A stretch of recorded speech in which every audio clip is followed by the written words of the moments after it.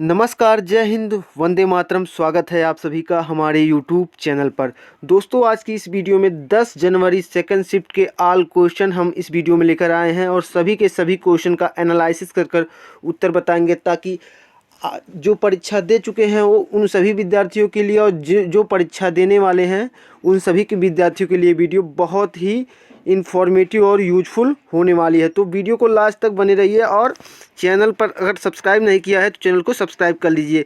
दोस्तों, बहुत ही अच्छे अच्छे क्वेश्चन पूछे जा रहे हैं। जो विद्यार्थी पढ़ कर गए हैं अच्छा अपना अटेम्प्ट कर आ रहे हैं। तो सबसे पहले हम क्वेश्चन के जीएस के क्वेश्चन की शुरुआत करते हैं कि कौन से क्वेश्चन जीएस के पूछे गए थे। उसके बाद हिंदी के कुछ क्वेश्चन जो हमें जानकारी मिली है वही हम लाए हैं। उसके बाद बताएंगे रीजनिंग और मैथ के क्वेश्चन का लेवल कैसा था। देखिए, सबसे पहला क्वेश्चन पूछा गया था वह कौन सा राज्य है जहां काला घोड़ा महोत्सव मनाया गया। तो काला घोड़ा महोत्सव मुंबई में आयोजित होने वाला एक वार्षिक कला महोत्सव है। यह वार्षिक सांस्कृतिक महोत्सव दक्षिणी मुंबई के धरोहर उपक्षेत्र के व्यापक क्षेत्र में आयोजित किया जाता है। काला घोड़ा महोत्सव कहाँ मनाया गया? मुंबई में। मुंबई में मतलब महाराष्ट्र में। तो महाराष्ट्र आपका राइट आंसर हो जाएगा। अगला क्वेश्चन पूछा गया था औरस का विलोम शब्द पूछा गया था। औरस का विलोम शब्द क्या होता है? तो औरस का विलोम शब्द होता है अनौरस या जारज। दोनों में से अगर कोई भी विकल्प में होगा तो आपका राइट आंसर होगा, या जारज होगा या अनौरस होगा। तो वैसे तो हम जानते हैं कि जारज ही होगा आपका, तो जारज विकल्प में होगा तो जारज राइट आंसर होगा। अगर अनौरस होगा तो अनौरस भी राइट आंसर होगा, कोई भी विकल्प में होगा। अगला क्वेश्चन पूछा गया था लंगोटी में फाग खेलना मुहावरे का क्या अर्थ होगा? लंगोटी में फाग खेलना, तो लंगोटी में फाग खेलना का अर्थ होता है दरिद्रता में आनंद मनाना। दरिद्रता में आनंद मनाना। इसका वाक्य प्रयोग में अर्थ देख लीजिए ताकि आपको समझ में आ जाए। भोला को 2 समय की रोटी भी नहीं मिलती, लेकिन फिर भी लंगोटी में फाग खेलता है। इसका यह वाक्य प्रयोग होगा। अगला क्वेश्चन देखते हैं कि कौन सा क्वेश्चन पूछा गया था। अगला क्वेश्चन पूछा गया था आपका फीफा का मुख्यालय कहाँ है? फीफा का मुख्यालय कहाँ है? तो फीफा का मुख्यालय स्थित है ज्यूरिख, स्विट्जरलैंड में। और फीफा का मुख्यालय क्या होता है? फीफा का मतलब फुल नेम क्या होता है इंग्लिश में? Federation international D football association. यह फीफा का फुल नेम होता है, यानी कि संपूर्ण नेम होता है। अगला, इसके वर्तमान अध्यक्ष कौन है? गियानी इन्फेंटिनो ये इसके वर्तमान अध्यक्ष हैं और यह इसका आयोजन 1930 से लगातार होता चला आ रहा है। तो इसमें से कोई भी क्वेश्चन अगर आएगा तो आप आसानी से कर लेंगे। 3 बात याद रखिएगा। पहला, federation international D football association इसका फुल फॉर्म होता है, और ज्यूरिख स्विट्जरलैंड में इसका मुख्यालय है, और गियानी इन्फेंटिनो इसके वर्तमान अध्यक्ष हैं और 1930 से इसका आयोजन आज तक हो रहा है। अगला क्वेश्चन क्या पूछा गया था? अगला क्वेश्चन पूछा गया था सोन नदी कहाँ से निकलती है? सोन नदी जो है ये कहाँ से निकलती है, यह पूछा गया था सोन नदी के बारे में। तो सोन नदी निकलती है भारत के पठारी हिस्से में मध्य प्रदेश के अमरकंटक पहाड़ से निकलकर दक्षिण पश्चिम में उत्तर पूर्व की ओर बहते हुए कुल लगभग 784 किलोमीटर 487 मील दूरी तय करके बिहार में आरा के पूरब आकर तिलहनी गंगा में दाहिने से मिले गंगा के सहायक दाहिने से मिलने वाली नदी सब में जमुना नदी में दूसरी सबसे बड़ी नदी सोन नदी है। तो सोन नदी मध्य प्रदेश के अमरकंटक पहाड़ी से निकलती है। इसका राइट आंसर यह हो जाएगा। अगला क्वेश्चन है चीन की दीवार को किसने बनवाया था, यानी किस वंश के शासक ने बनवाया था या? तो देख लीजिए 220 से 226 ईस्वी पूर्व में चीन के प्रथम सम्राट किन शी हुआंग द्वारा बनवाई गई चीन की दीवार में सबसे ज़्यादा प्रसिद्ध है, लेकिन अब इस दीवार के कुछ ही अवशेष बचे हैं। तो किसके द्वारा बनवाया गया था? किन शी हुआंग के द्वारा बनवाया गया था, किन शी हुआंग के द्वारा। नेक्स्ट क्वेश्चन क्या पूछा गया है देख लीजिए। नेक्स्ट क्वेश्चन पूछा गया है कौन सा अनुच्छेद निलंबित नहीं किया जा सकता, यानी कि किस अनुच्छेद को जब आपातकाल लगता है तो निलंबित नहीं कर सकते। तो अनुच्छेद 20 और 21 को राष्ट्रीय आपातकाल के दौरान निलंबित नहीं किया जा सकता। और अनुच्छेद 20-21 का संबंध अगर पूछेगा तो प्राण एवं दैहिक स्वतंत्रता से संबंधित है। अनुच्छेद 20 और 21 प्राण एवं दैहिक स्वतंत्रता, तो यह आपका राइट आंसर होगा 20 और 21, अनुच्छेद 20 और 21। अगला क्वेश्चन क्या पूछा गया था? अगला क्वेश्चन पूछा गया था भारत की पहली महिला राज्यपाल कौन है? तो भारत की पहली महिला राज्यपाल हैं सरोजिनी नायडू। सरोजिनी नायडू का कार्यकाल 1947 से 1949 तक था, जिन्हें भारत कोकिला के नाम से जाना जाता है।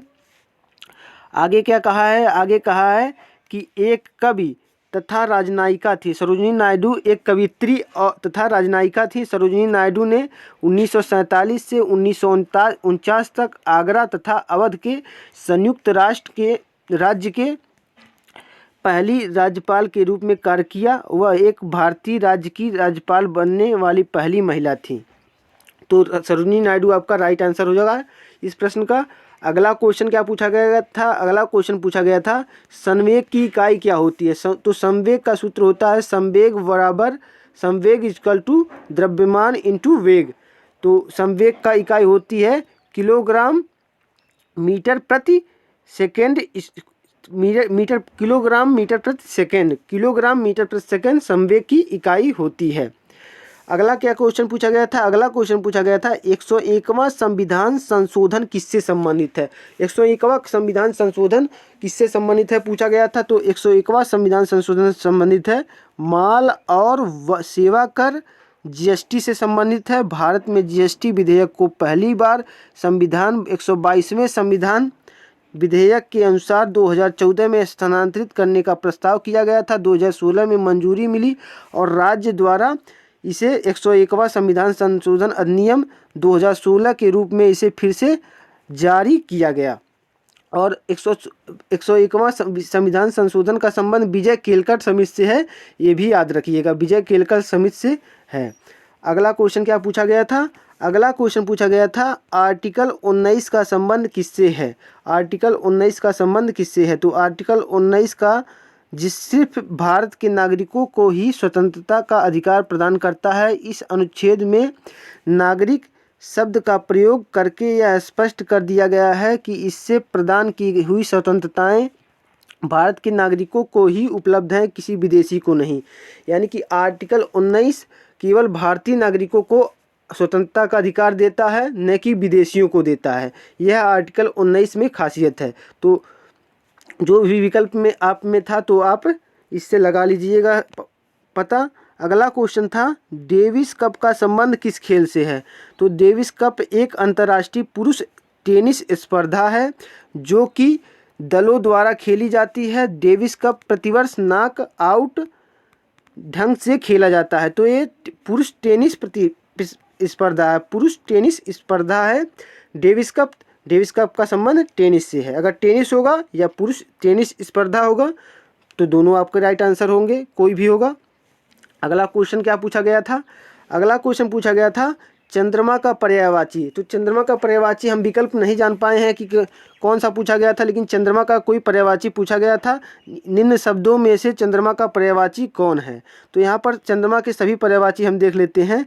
चंद्र का पर्यायवाची होता है चाँद, चंद्रमा, विधु, शशि, राकेश, हिमांशु, सुधांशु, सुधाकर, सुधाधर, सारंग, निशाकर, निशापति, रजनीपति, मृगांक और कलानिधि। और एक होता है शशांक। शशांक भी होता है चंद्रमा का पर्यायवाची। तो शशांक अगर होगा तो शशांक भी आपका राइट आंसर होगा। तो चंद्रमा का पर्यायवाची पूछा गया था। अगला क्या पूछा गया था? अगला पूछा गया था अनेक शब्दों के लिए एक शब्द में जो कम जानता हो उसको एक शब्द में क्या कहेंगे? अल्पज्ञ आपका राइट आंसर था, अल्पज्ञ हो जाएगा। अगला क्या क्वेश्चन पूछा गया था? अगला क्वेश्चन पूछा गया था IPL 2023 कहाँ होगा?